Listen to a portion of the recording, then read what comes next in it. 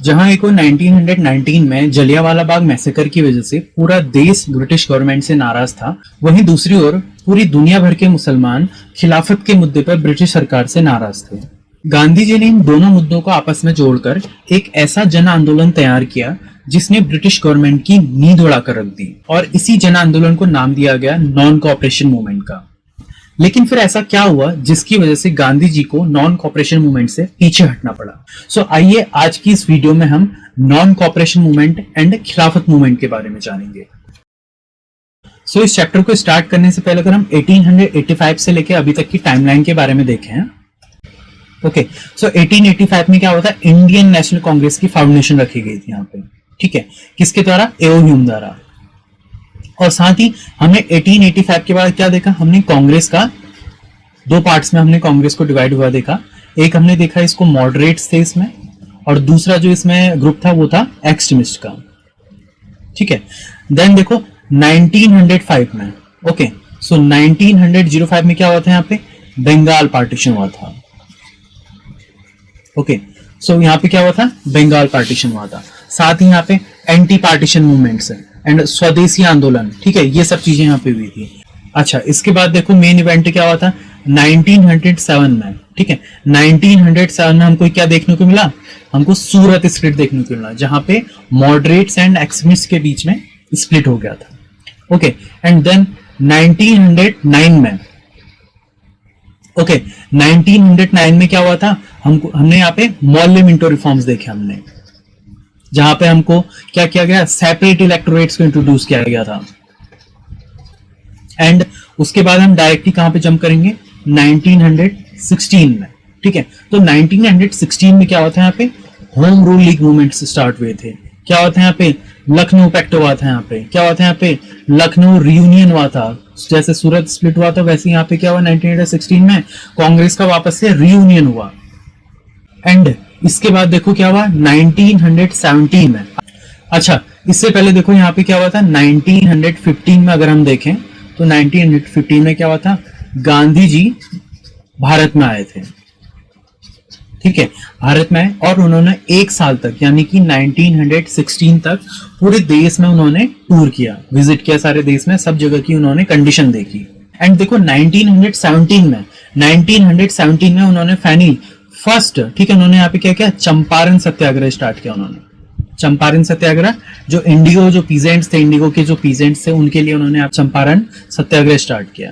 Then 1918 में देखो 1918 में क्या हुआ था? उन्होंने अहमदाबाद, ठीक है, अहमदाबाद मिल स्ट्राइक में इन्होंने भाग लिया। कॉटन मिल की जो स्ट्राइक थी उसमें इन्होंने भाग लिया। एंड वही 1918 में क्या हुआ था? इसके अलावा इन्होंने खेड़ा सत्याग्रह भी किया था, ठीक है, जो वहां पे रेवेन्यू जो कलेक्शन हो रहा था पीजेंट से बहुत ज्यादा, उस चीज को लेके इन्होंने पीजेंट्स का इन्होंने साथ दिया था। एंड फाइनली यहाँ पे देखो 1919 में अगर हम आते हैं तो 1919 में क्या हुआ था? यहाँ पे मॉन्टे क्लेम्सफोर्ड रिफॉर्म्स आए थे, ठीक है, जिसमें क्या हुआ? प्रोविंशियल लेवल पे इन्होंने डायरकी को इंट्रोड्यूस किया, और साथ ही इन्होंने जो सेंट्रल लेवल था, सेंट्रल लेवल पे इन्होंने क्या किया? इन्होंने बाई कैमरल अरेंजमेंट को इंट्रोड्यूस किया। और साथ ही देखो 1919 में क्या हुआ था? रॉलेट एक्ट, ठीक है, रॉलेट एक्ट पास हुआ। और देखो क्या हुआ यहाँ पे? साथ ही जलियांवाला बाग जो फेमस जो इनफेमस मैसेकर था वो यहाँ पे हुआ था।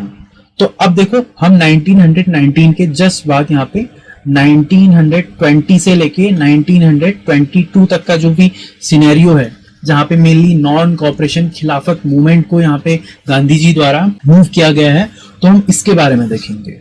So hello students, my name is Rakshit Joshi and इसी के साथ हम स्टार्ट करते हैं आज का लेक्चर, जिसमें हम सबसे पहले देखते हैं non cooperation and Khilafat movement के बारे में। So while the Rowlatt satyagraha had been widespread movement, it was still mostly limited to cities and towns. देखो एज ऑब्वियस हमने लास्ट लेक्चर में हमने रॉलेट सत्याग्रह के बारे में देखा। हमने ये देखा था कि जो रॉलेट सत्याग्रह था वो गांधी जी द्वारा रॉलेट एक्ट के अगेंस्ट मूव किया गया था। तो ये जो मूवमेंट था, हाउएवर ये वाइड स्प्रेड था, ये काफी लोगों तक पहुंचा, फिर भी हम कह सकते हैं कि ये जो मूवमेंट था सिटीज और टाउन्स तक ही लिमिटेड था। तो Gandhi ji felt the need of more broad based movement, but he was certain that no such movement could be organized without bringing Hindus and Muslims together. Gandhi ji ने फील किया कि इससे भी ज्यादा ब्रॉड बेस्ड मूवमेंट को स्टार्ट किए जाने की आवश्यकता है, और ऐसा मूवमेंट तब तक पॉसिबल नहीं है जब तक कि हिंदूज और मुस्लिम्स को एक साथ न लाया जा सके। ठीक है, तो देखो one way of doing this was to launch non cooperation movement with Khilafat issue as a central theme. तो देखो ये चीज करने का एक काफी बढ़िया मौका क्या था, नॉन कॉपरेशन मूवमेंट को स्टार्ट किया जाए या फिर लॉन्च किया जाए, हम कह सकते हैं विद खिलाफत इशू। ठीक है, खिलाफत इशू को एज अ सेंट्रल थीम रखते हुए नॉन कॉपरेशन मूवमेंट को लॉन्च करने का इन्होंने सोचा। तो देखो खिलाफत इशू के बारे में हम देखें, हम बार बार बोल रहे हैं खिलाफत इशू, तो एक्चुअल में खिलाफत इशू था क्या। तो देखो the Muslims in India as the Muslims all over the world regarded the sultan of Turkey as their spiritual leader. ठीक है, तो जो सुल्तान ऑफ टर्की था, ठीक है, उसको अपना खलीफा मानते थे। खलीफा means spiritual leader. After the victory of allied powers upon central powers, तो सेंट्रल पावर और एलाइड पावर्स के बीच में जब यहाँ पे वॉर हुआ था, तो इसमें कौन जीते, एलाइड पावर्स अल्टीमेटली जीत गए। तो एलाइड पावर्स में कौन इंक्लूडेड था, ब्रिटेन। वहीं सेंट्रल पावर्स में कौन इंक्लूड था यहाँ पे, टर्की। तो देखो जब एलाइड पावर्स की सेंट्रल पावर्स के ऊपर विक्ट्री हुई, तो ब्रिटिश ने टर्की के अगेंस्ट एक हार्श एटीट्यूड को इन्होंने बनाए रखा। ठीक है, टर्की को ही क्या कहा जाता है, ऑटोमन एम्पायर भी कहा जाता था। तो इससे क्या हुआ, देखो Turkey was divided and Khalifa removed from power. तो क्या हुआ, देखो खलीफा को उसकी पावर से हटा दिया गया एंड टर्की को भी डिवाइड कर दिया गया। तो इससे क्या हुआ कि जो पूरे वर्ल्ड के जो मुस्लिम्स थे इंक्लूडिंग इंडिया, वो ब्रिटिश गवर्नमेंट से नाराज हो गए, उनसे गुस्सा हो गए। अब देखो उसके बाद क्या हुआ, इन इंडिया मुस्लिम से डिमांडेड फ्रॉम ब्रिटिश। देखो इंडिया में ब्रिटिश गवर्नमेंट से क्या मांग की जाने लगी भाई मुस्लिम से, खलीफास control over Muslim sacred place should be retained. ठीक है, जो मुस्लिम्स का जो सैक्रेड प्लेस है उसके ऊपर खलीफा का कंट्रोल वापस से उसमें स्थापित किया जाए, and the Khalifa should be left with sufficient territories after territorial agreement. साथ ही इन्होंने क्या कहा, खलीफा के साथ एक एग्रीमेंट, एक टेरिटोरियल एग्रीमेंट को किया जाए, और खलीफा को कुछ एक टेरिटरी, ठीक है, हालांकि वो टर्की जो एम्पायर है, ऑटोमन जो एम्पायर है, उसको अपनी ब्रिटिश गवर्नमेंट ने या फिर हम कहें एलाइड पावर ने जीत लिया है, उसके ऊपर जीत हासिल कर ली है, फिर भी खलीफा को एक थोड़ी सी उसमें से टेरिटरी दी जाए। ठीक है, ये इनकी दो मांगे थी। इन 1919 अ खिलाफत committee was formed under leadership of Ali brothers. Ali brothers कौन, यानी कि शौकत अली और मोहम्मद अली। इन दोनों ने क्या करा, 1919 में खिलाफत कमेटी को इन्होंने ऑर्गेनाइज किया, इनको फॉर्म किया। कहां पे फॉर्म किया, देखो बॉम्बे में फॉर्म किया, to force the British government to change its attitude toward Turkey. वही ऑब्वियस सी बात है। ठीक है, अब देखो इसमें क्या हुआ, देखो डेवलपमेंट ऑफ खिलाफत नॉन कॉपरेशन मूवमेंट और खिलाफत मूवमेंट का आप कैसे डेवलपमेंट हुआ, ये दोनों साथ कैसे आए। देखो so initially by adopting constitutional agitation, खिलाफत leader later adopted the policy of active agitation such as stopping all cooperation with British। देखो क्या हुआ, स्टार्टिंग में तो मोहम्मद अली एंड शौकत अली ने क्या किया, नॉन कॉपरेशन मूवमेंट में कॉन्स्टिट्यूशनल एगिटेशन का इन्होंने मेथड अपनाया, लेकिन बाद में इन्होंने इवेंचुअली जो एक्टिव एगिटेशन है, एक्स्ट्रा कॉन्स्टिट्यूशनल एक्टिविटीज है, like stopping all cooperation with British government, ये इन्होंने स्टार्ट कर दी, ये मेथड इन्होंने स्टार्ट कर दी। Thus, all India Khilafat Conference held in Delhi in November 1919. In the conference, demand were made to boycott English goods. And देखो गांधी जी क्या थे उस टाइम पे, प्रेसिडेंट ऑफ ऑल इंडिया खिलाफत कमेटी, जिसको फॉर्म किया था किसने, अली ब्रदर्स ने। सो जब 1919 में ऑल इंडिया खिलाफत कॉन्फ्रेंस दिल्ली में आयोजित हुई, तो उस टाइम पे इस कमेटी के, ऑल इंडिया खिलाफत कमेटी के जो प्रेसिडेंट थे वो कौन थे, गांधी जी थे। तो उन्होंने इस इशू को, यानी कि ये जो खिलाफत का इशू है, इसको एक एज अ प्लेटफॉर्म के रूप में देखा, जहां पर मासेस और जो यूनाइटेड नॉन कॉपरेशन मूवमेंट है उसको गवर्नमेंट के अगेंस्ट डिक्लेयर किया जा सकता था। अब खिलाफत के मुद्दे पर कांग्रेस का क्या स्टैंड रहा, देखो Congress was not United on the political action of non cooperation movement in combination with agitation over खिलाफत इशू। देखो स्टार्टिंग में तो क्या हुआ, कांग्रेस ने ये जो नॉन कॉपरेशन मूवमेंट है इसको खिलाफत के इशू के साथ जोड़कर लॉन्च करने के पक्ष में नहीं थे। Tilak was opposed to having the alliance with Muslims leaders over religious issue पे इन्होंने मुस्लिम लीडर्स पे के साथ अलायंस का गठबंधन करने के इन्होंने इसके अगेंस्ट थे, कौन, Tilak. Although later Congress brought down to this issue and accept the proposal of Gandhi's programme. Ultimately क्या हुआ, गांधी जी ने कांग्रेस में जो भी मेंबर्स थे उन सबको मना लिया और फाइनली नॉन कॉपरेशन मूवमेंट को खिलाफत इशू के साथ, या फिर कहें खिलाफत मूवमेंट और नॉन कॉपरेशन मूवमेंट को एक साथ जोड़कर नॉन कॉपरेशन खिलाफत मूवमेंट को लॉन्च करने के लिए इन्होंने कांग्रेस को मना लिया था। ठीक है। एंड इवेंचुअली ऐसा क्या हुआ था जिसकी वजह से जो गांधी का जो नॉन कॉपरेशन खिलाफत मूवमेंट का जो प्रोग्राम था, इससे कांग्रेस सेटिस्फाई क्यों हुई? देखो फर्स्ट रीजन देखो इस पे, golden opportunity to establish Hindu Muslim unity. देखो ये बढ़िया मौका था जिसमें हिंदू और मुस्लिम्स को एक किया जा सकता था। Second, bring Muslim community into national movement. National movement में मुस्लिम कम्युनिटी को लाने का एक अच्छा मौका था। And Congress confidence in continuing the struggle through constitutional agitation was gradually decreasing. ठीक है, कांग्रेस जो थे वो कॉन्स्टिट्यूशनल एगिटेशन के थ्रू ये जो स्ट्रगल कर रहे थे, इसमें उनका विश्वास धीरे धीरे कम होते जा रहा था। And fourth reason, Congress was well aware that Indians were looking for a suitable opportunity to express this dissatisfaction. देखो कांग्रेस को पता था लोगों के बीच में गुस्सा है, लोगों के बीच में डिससैटिस्फैक्शन है अगेंस्ट ब्रिटिश गवर्नमेंट, और वो एक सुटेबल अपॉर्चुनिटी का वेट कर रहे हैं कि कब उनको एक अपॉर्चुनिटी मिले और वो अपने अंदर का डिससैटिस्फैक्शन को एक्सप्रेस कर सकें और उसको रिलीज कर सकें। ओके ठीक है, तो ये कुछ रीजंस थे जिसकी वजह से कांग्रेस ने फ्लेक्सिबल स्टांस लिया इन द इश्यू ऑफ खिलाफत। नाउ देखो, अब देखते हैं नॉन कॉपरेशन खिलाफत मूवमेंट के बारे में फाइनली देखते हैं। तो देखो इवेंट्स, देखो स्टार्ट कैसे हुआ, कैसे क्या क्या चीजें हुई, अगर हम कहानी के तौर पे देखें तो स्टार्ट होता है सब कुछ फरवरी 1920 से, जब joint Hindu Muslim deputation sent to viceroy to solve Khilafat issue. फरवरी 1920 में क्या हुआ, खिलाफत इशू को सॉल्व करने के लिए हिंदू और मुस्लिम का एक जॉइंट डेपुटेशन था, एक ग्रुप था, उसको वायसरॉय के पास सेंड किया गया। लेकिन क्या हुआ, कोई इससे फायदा नहीं हुआ, कोई सॉल्यूशन नहीं निकला। सेकंड देखो फरवरी में क्या हुआ था, Gandhi announced that government should express regret for Amritsar massacre and soften the behaviour towards Turkey, either they will launch CDM. देखो गांधी जी ने साफ साफ वहां अनाउंस कर दिया, और या फिर उनका एक धमकी तक दे दी गवर्नमेंट को कि तुम अमृतसर मैसेकर को लेकर रिग्रेट फील करो, रिग्रेट को एक्सप्रेस करो, और जो तुमने टर्की के अगेंस्ट एक ऐसा हार्ड जो फिर बिहेवियर तुमने अपना रखा है उसको सॉफ्टन करो, नहीं तो हम क्या कर देंगे, नॉन कॉपरेशन मूवमेंट को लॉन्च कर देंगे। उन्होंने सीधा सीधा बोल दिया उन लोगों को। अब देखो क्या हुआ, जून 1920 में क्या हुआ, देखो an all party conference at Allahabad approved program for boycott of schools, colleges, law courts etc. All party conference हुई इलाहाबाद में, उन्होंने ये बॉयकॉट प्रोग्राम को उन्होंने अप्रूव कर दिया। बॉयकॉट में क्या हुआ, basically school, college, law courts etcetera इन सब चीजों को उन्होंने बॉयकॉट करने की बात करी। अब देखो क्या हुआ, फिर नेक्स्ट क्या हुआ, अगस्त में फाइनली क्या हुआ, देखो ये तो अपना इंडिया में चल रहा है, ठीक है, ये सब इंडिया में चल रहा है, साथ साथ ही बाहर अपनी जियोपॉलिटिक्स में क्या हो रहा था, देखो यहाँ पे ट्रीटी ऑफ सैवरीज हुई। वर्ल्ड वॉर फर्स्ट जब एंड हुआ, एंड कैसे हुआ, देखो सैवरीज की जो संधि थी, सैवरीज की जो ट्रीटी थी, ट्रीटी ऑफ सैवरीज थी, उसके थ्रू वर्ल्ड वॉर फर्स्ट को एंड किया गया। और ये ट्रीटी थी किसके बीच में हुई, एलाइड और सेंट्रल पावर्स के बीच में हुई। और इसका रिजल्ट क्या हुआ, इसका रिजल्ट रहा कि टर्की डिवाइड हो गया और जो ऑटोमन एम्पायर था उसको एबोलिश कर दिया गया। अब देखो दोनों के बीच में क्या था, मुस्लिम्स और जो बाकी अदर इंडियंस थे उनमें क्या था, अंदर से डिससैटिस्फैक्शन था। तो फाइनली ये रिलीज कैसे हुआ, देखो 31 अगस्त 1920 में क्या हुआ, नॉन कॉपरेशन मूवमेंट को फॉर्मली लॉन्च किया इन्होंने as a reply of treaty of Sevres. देखो यहाँ पे क्या है, फॉर्मली लॉन्च किया गया, नॉट ऑफिशियली। ऑफिशियली यहाँ पे अभी लॉन्च नहीं किया गया, वो आगे करेंगे, हम आगे पढ़ेंगे।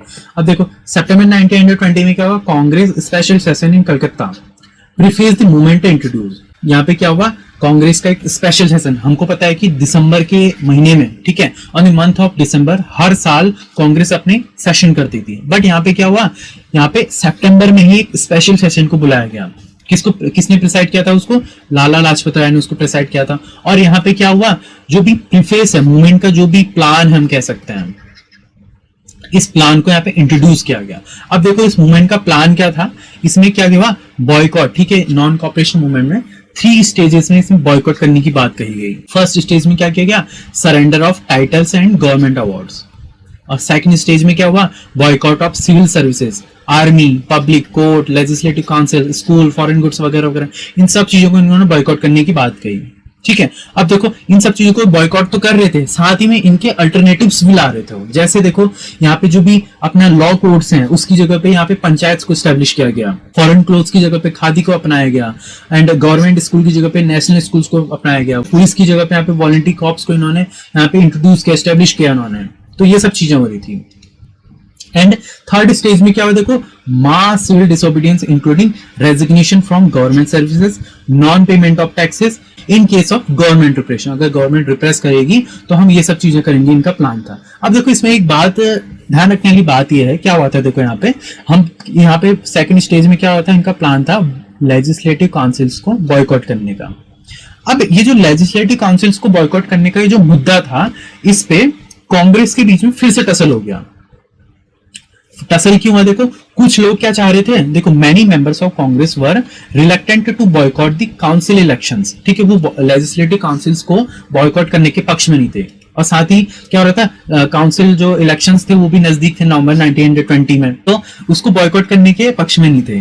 दे also feared that non cooperation movement might lead to popular violence, क्योंकि हर बार क्या हो रहा था, लास्ट टाइम वहां पे रॉलेट सत्याग्रह किया और लास्ट में वहां पे जलियांवाला बाग हत्याकांड हो गया, ठीक है। जलियांवाला बाग हत्याकांड से जब पुलिस लोगों को मार रखा था, बेसिकली क्या हुआ, वहां पे वायलेंस हुआ। तो नॉन कॉपरेशन मूवमेंट को जो भी यहाँ पे उसके सपोर्टर्स थे या फिर जो उसके अपोजर्स थे, वो इस बात से डरे हुए थे कि कल नॉन कॉपरेशन मूवमेंट को लॉन्च किया जाएगा तो अल्टीमेटली क्या होगा, वायलेंस ही होगा, इनका मानना था।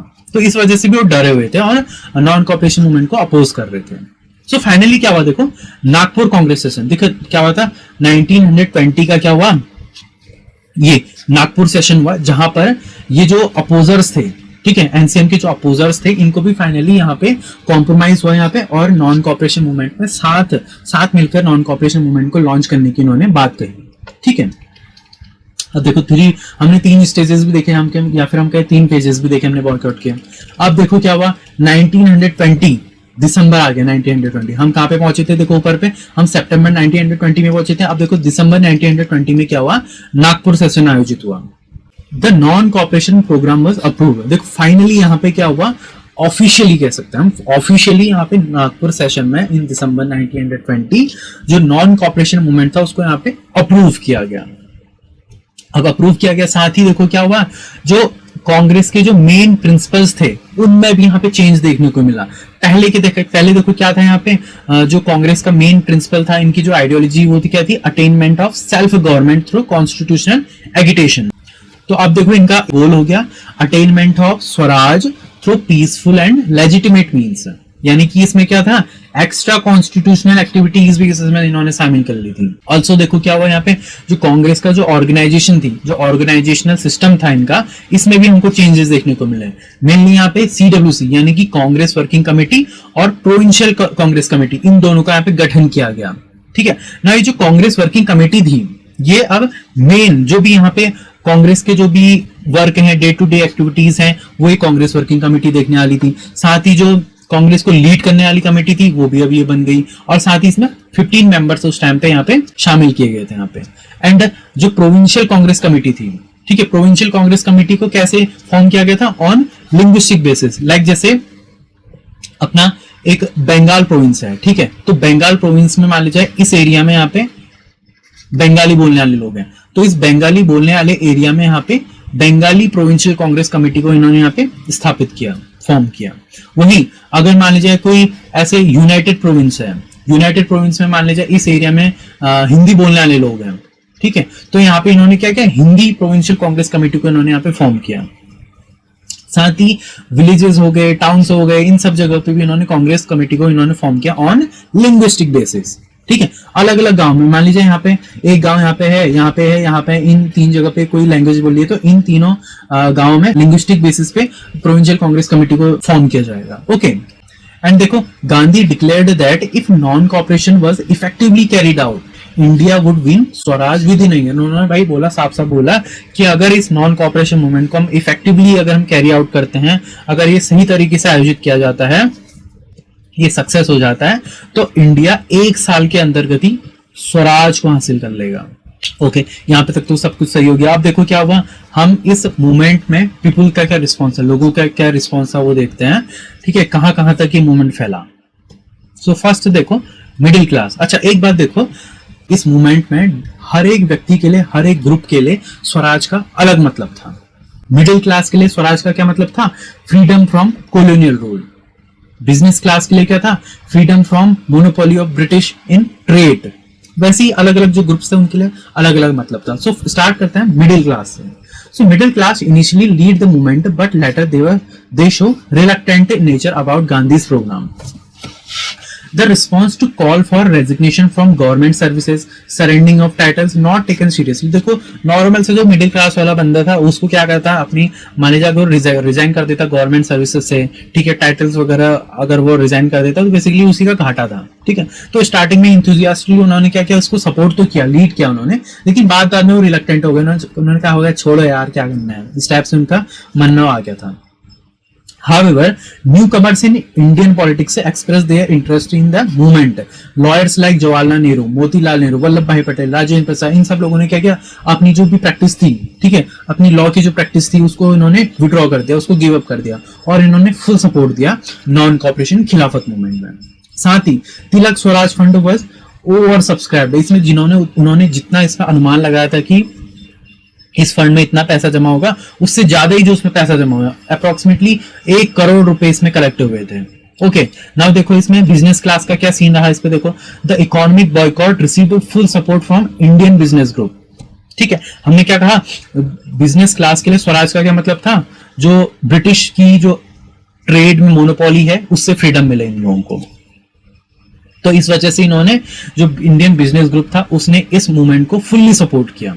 They benefited from nationalist emphasis on use of स्वदेशी प्रोडक्ट। हमने क्या कहा था, उन्होंने बॉयकॉट किया फॉरेन गुड्स का और जो स्वदेशी प्रोडक्ट है उनको यूज करने का इन्होंने उस पर जोर दिया, एम्फेसिस किया। तो इससे अल्टीमेटली किसको फायदा हो रहा था, जो इंडियन बिजनेस ग्रुप था उसको फायदा हो रहा था, ठीक है। However, a big section of business group remained doubtful toward movement because they were afraid from disturbance among laborers in their factories। देखो कुछ इसमें फिर भी एक बड़ा सेक्शन था बिजनेस ग्रुप का, इंडियन बिजनेस ग्रुप का, उनमें इस मूवमेंट को लेकर उनके मन में फिर भी डाउट था।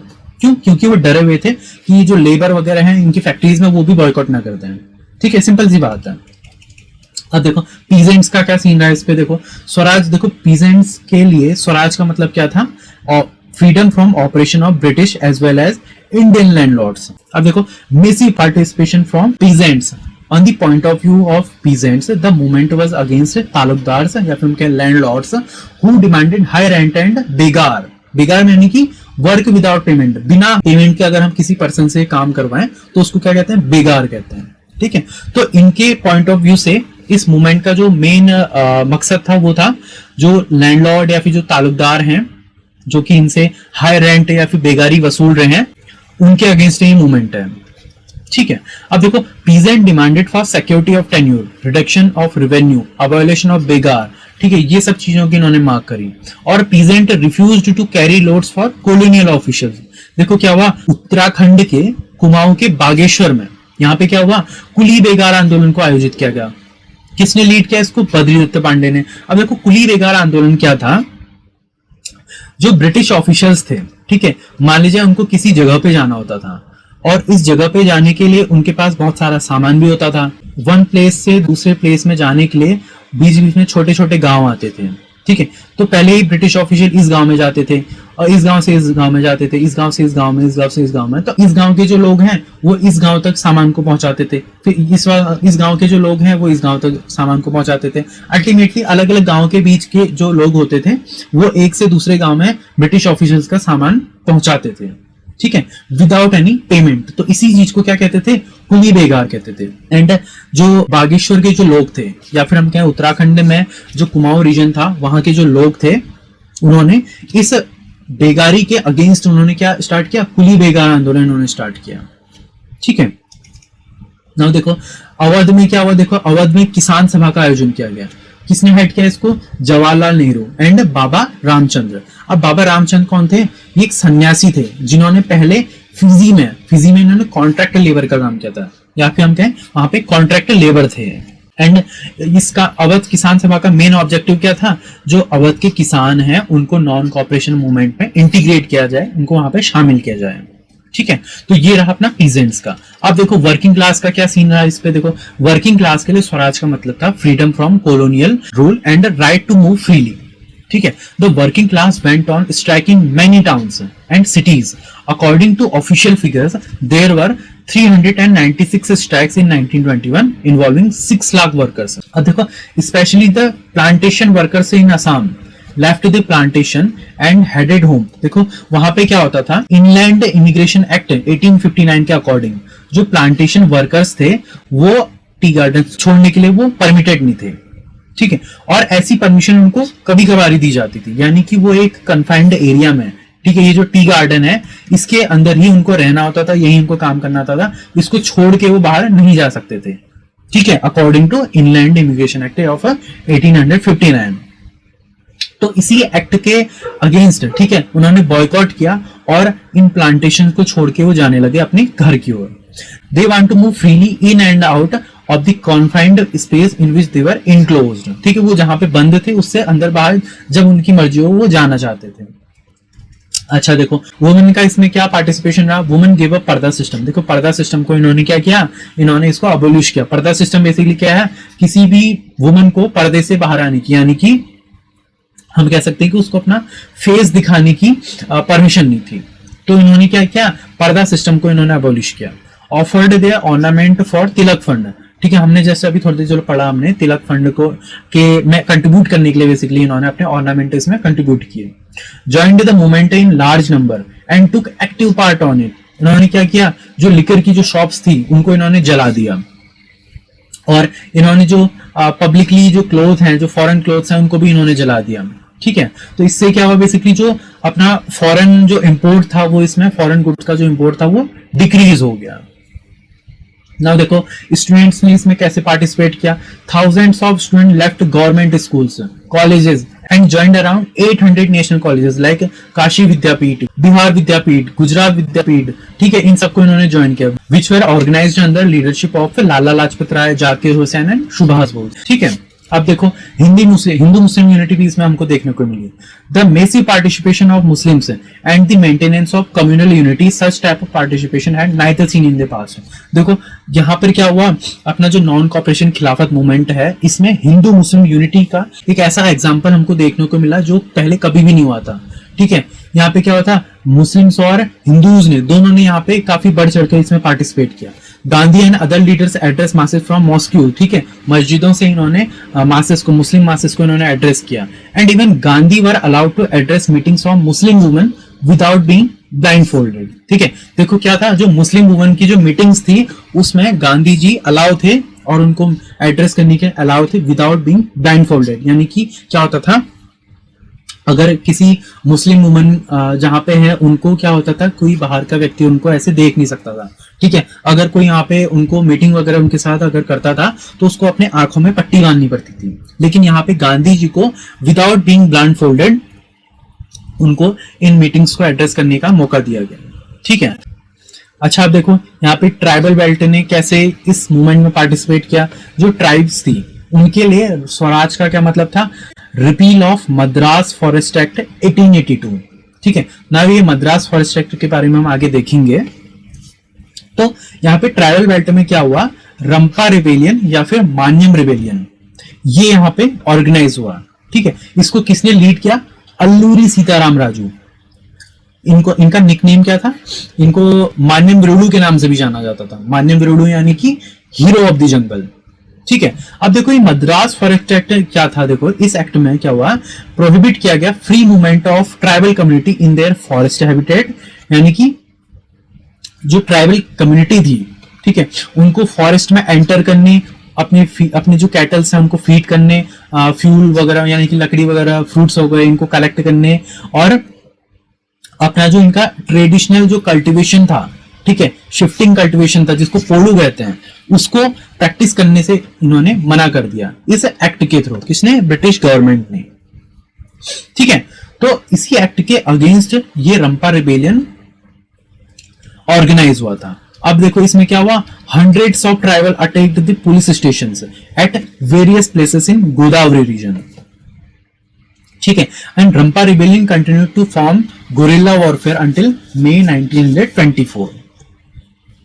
तो ये कुछ सीन था कहां पे, अपनी ट्राइबल बेल्ट में। अब देखो अगर हम यहाँ पे अल्लूरी सीताराम राजू जो कि रंपा रिबेलियन के मेन लीडर थे, उनके बारे में अगर हम यहाँ पे देखें तो इनको मान्यम विरुडू के भी नाम से जाना जाता है, हमने जस्ट अभी पढ़ रखा है। इनका जन्म कब हुआ था, 1897 में। कहां पे हुआ था, आंध्र प्रदेश में हुआ था। इनकी डेथ कहां पे हुई थी, 1924 में। इनको क्या हुआ, पुलिस कस्टडी में इनको वहां पे लिया गया और साथ ही एक ट्री में इनको बांधकर वहां पे शूट कर दिया गया था, ठीक है। ये कौन थे, एक इंडियन रेवोल्यूशनरी थे। ये गांधी जी का जो नॉन वायलेंस की जो मेथड थी इससे हाईली इन्फ्लुएंस थे। और नॉन कॉपरेशन मूवमेंट है, इसमें भी इन्होंने क्या किया, खादी को अडॉप्ट किया और जो ड्रिंक थी, जो लिकर था, उसको भी गिव अप करने के लिए इन्होंने लोगों को परस्यू किया था। ठीक है, बट लेटर इन्होंने क्या माना कि जो नॉन वायलेंस है उससे हमको फ्रीडम नहीं मिल सकती। ठीक है, हमको फोर्स का यूज करना ही पड़ेगा, इन्होंने बाद में ये मानना स्टार्ट किया। ठीक है, इन्होंने गोरिल्ला मूवमेंट, ठीक है, इन्होंने गोरिल्ला मूवमेंट स्टार्ट किया। कहां पे? गुदेम हिल्स ऑफ आंध्र प्रदेश। ठीक है, ये क्या है, बेसिकली एक ट्राइबल एरिया है। अच्छा देखो, जो इंडियन पोस्टल डिपार्टमेंट है, इन्होंने 1986 में इनके नाम पर इन्होंने क्या किया, एक स्टैंप को भी रिलीज किया था to mark his contribution on India's freedom struggle. ठीक है, 120th बर्थ एनिवर्सरी पे इनका 30 फुट ब्रोंज स्टैचू यहाँ पे पीएम मोदी द्वारा आंध्र प्रदेश में अनवील किया गया है। और कुछ टाइम पहले जो RRR मूवी आई थी उसमें भी अल्लूरी सीताराम राजू और कोमाराम भीम के बारे में बताया गया था। ठीक है, उनकी स्टोरी उसमें बताई गई थी ना। ये तो था अलग अलग ग्रुप्स का नॉन कॉपरेशन मूवमेंट में क्या कंट्रीब्यूशन रहा उनके लिए, नॉन कॉपरेशन मूवमेंट या फिर हम कहें स्वराज का क्या मतलब था ना। हम आगे बढ़ते हैं, गवर्नमेंट रिप्रेशन। ठीक है, गवर्नमेंट ने इस मूवमेंट को कैसे रिप्रेस किया और इनफेमस चौरा चौरी कांड कैसे हुआ, कब? फरवरी 1922 में। अब देखो, 5 फरवरी 1922 से कहानी शुरू होती है। कहां पर? चौरी चौरा, गोरखपुर, यूपी में। Police beaten up the leaders of a group of volunteers campaigning against liquor sale and high food prices. देखो, एक ग्रुप था जो कि लिकर सेल और हाई फूड प्राइसेस के लिए के अगेंस्ट बेसिकली कैंपेन कर रहा था। तो उस ग्रुप के जो मेंबर्स थे उनको पुलिस ने काफी ज्यादा यहाँ पे बीट किया। ठीक है, उनको मारा इन्होंने। और साथ ही police opened fire on crowd which had came to protest in front of police station. Police station के ठीक सामने कुछ लोग वहां पे प्रोटेस्ट करने आए थे, तो उस पे पुलिस ने गोलीबारी कर दी और वहां पे काफी सारे लोग मारे गए। तो इससे क्या हुआ कि जो प्रोटेस्ट करने आई थी, जो भीड़ वहां पे आई थी, वो गुस्सा हो गई और उन्होंने पूरे पुलिस स्टेशन को आग लगा दी। इससे क्या हुआ, यहाँ पे 22 पुलिसकर्मी, ठीक है, 22 पुलिसमैन वहां पे किल हो गए। ठीक है, वहां पे मर गए। अब देखो क्या हुआ यहाँ पे, Gandhi announced withdrawal of the movement due to violent trend by passing Bardoli resolution. ठीक है, बारदोली कहाँ है अपना? गुजरात में है। देखो क्या हुआ यहाँ पे, इवेंचुअली जो नॉन कॉपरेशन मूवमेंट के जो अपोजर्स थे उनका जो डर था कि अल्टीमेटली ये जो मूवमेंट है ये वायलेंट ट्रेंड को लेगा, तो हुआ भी वही। क्या हुआ यहाँ पे, वायलेंट ट्रेंड यहाँ पे देखने को मिला और गुजरात के बारदोली से इन्होंने ये जो मूवमेंट है इसको इन्होंने विड्रॉ कर दिया। कब? फरवरी 1922 में। अब देखो क्या हुआ, most of the nationalist leaders including both Nehru यानी कि मोतीलाल नेहरू और Jawaharlal Nehru, Subhash Chandra Bose disagreed with the Gandhi's decision. The Congress Working Committee met at Bardoli in February 1922 and banned all activities that violate the law. Okay, अब देखो क्या हुआ, thousands of Indian put in jail, including Gandhi.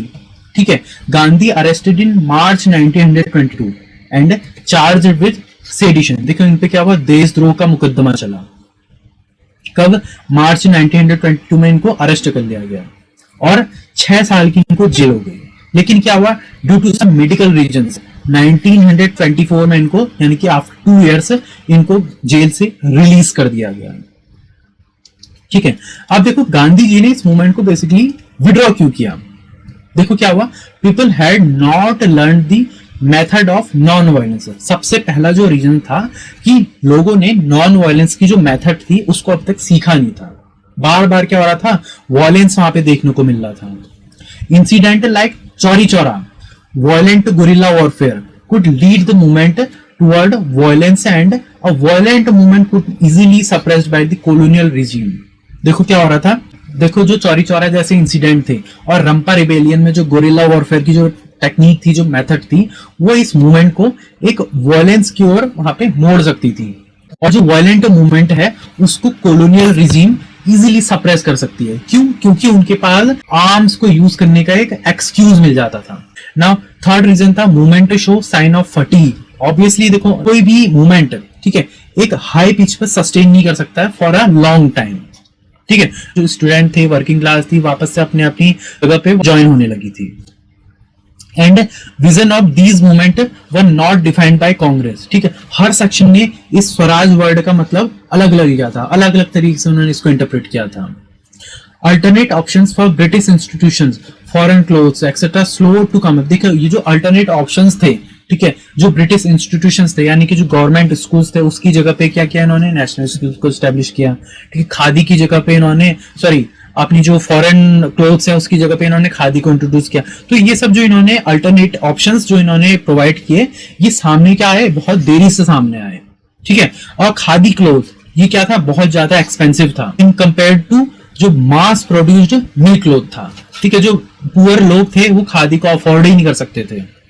The central theme of agitation, the खिलाफत question, ये भी क्या हुआ, धीरे धीरे फेड होने लगा। इन नवंबर 1922 people of Turkey rebelled under Mustafa Kamal Pasha and dismissed Sultan from political power. क्या हुआ, अल्टीमेटली मुस्तफा कमल पाशा की लीडरशिप के अंदर टर्की में जो खलीफा था उसको डिसमिस कर दिया गया और टर्की क्या बन गया, एक सेक्युलर स्टेट बन गया। और साथ ही देखो सेवंथ, अगर हम इसका रीजन देखें, within the Congress some leaders were now tired with mass struggle and wanted to participate in provincial elections, the tussle within Congress started to grow again. देखो क्या हुआ, लास्ट में जो कांग्रेस के लीडर्स थे खुद वही अब इस मास स्ट्रगल से थक चुके थे और अब जो अपने प्रोविंशियल काउंसिल्स के जो इलेक्शन आने वाले थे उसमें वो ज्वाइन करना चाहते थे। ठीक है, तो अब इस मूवमेंट को कंटिन्यू करने और न करने के मुद्दे को लेकर ही कांग्रेस के अंदर क्या देखने को मिलने लगा था, टसल देखने को मिलने लगा था। तो यही कुछ रीजंस थे जिसकी वजह से अल्टीमेटली गांधी जी को नॉन कॉपरेशन मूवमेंट से पीछे हटना पड़ा था। अब देखो इसका हम सिग्निफिकेंस अगर हम देखें तो सिग्निफिकेंस क्या है, देखो द मूवमेंट टेक अर्बन मुस्लिम से into national movement. Second, nationalist sentiment reach at every corner of the country, गांव गांव तक। ठीक है, जो दूर दराज के जो इलाके थे वहां तक भी नेशनलिस्ट सेंटिमेंट पहुंचने लगे। ठीक है, जो हमारी देश की जो जनता है उसका हर एक सेक्शन, हर एक स्टेटा क्या हुआ, पॉलिटिसाइज्ड हो गया। Two major myths about colonial rule in which whole rule was based were debunked. ठीक है, देखो जो अपना कॉलोनियल रूल था वो दो मेजर मिथ्स पे टिका हुआ था।